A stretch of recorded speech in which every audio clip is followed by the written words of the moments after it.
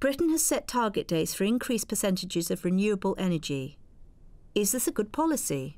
If you take a country like Britain, it's hard to think of a more expensive way of decarbonising than setting a short-term target, 2020, that's very short-term in climate change terms, to set a short-term target where you've only got really one technology to use in that time period, which is offshore wind, onshore wind and offshore wind, and to try to drive the economy to that particular outcome. The result for Britain will be one of the most expensive episodes in recent energy policy history, and it's far from clear that it will be achieved.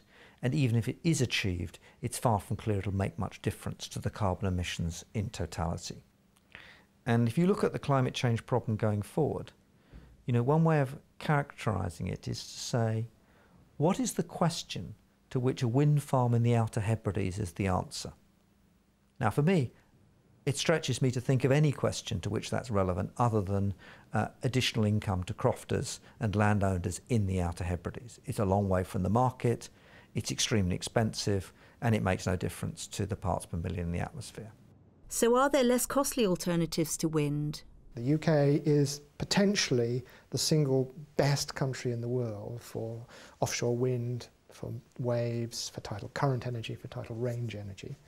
There's absolutely no reason why a sensible government policy shouldn't be putting reasonably large sums of money into it. At the moment, for example, investment in tidal current energy is running at £10–20 million a year, or less than the total, than a yearly subsidy to, for example, the Royal Opera House.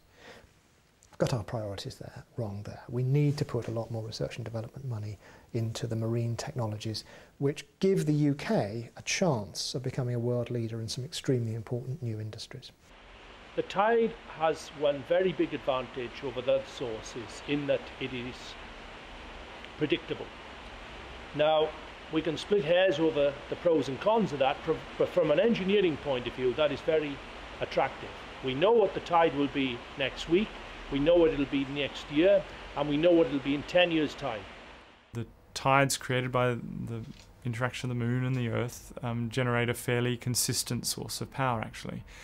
And so an investment that the UK government is considering at the moment is a barrage over the Severn estuary, which would generate, depending on the configuration, enough power to displace one or two big coal-fired power stations, so a lot of power, over a gigawatt potentially. And it's not actually incredibly expensive on the narrow cost estimates of what it would take to build. So how does the proposed Severn Barrage scheme work?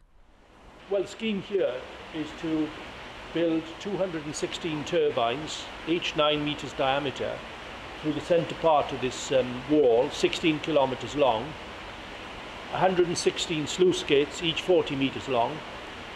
So on the incoming tide, the water would come through the sluice gates upstream.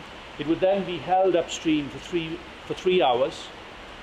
The water would then go out after 3 hours, and the head difference of 7 metres would be generated, and then it would go out through the turbines. The sluice gates would close, as you saw in this model here earlier. It would then go out through the turbines, generating power on the outgoing tide.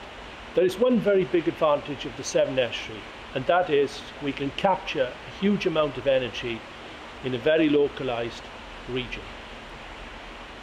For example, the power that we can get from an estuary is proportional to the planned surface area that we can impound upstream.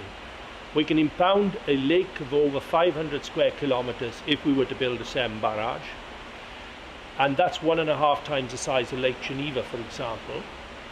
And we can impound that needing a perimeter of 225 kilometres, and we only need to build a wall 16 kilometres long to impound that very large lake.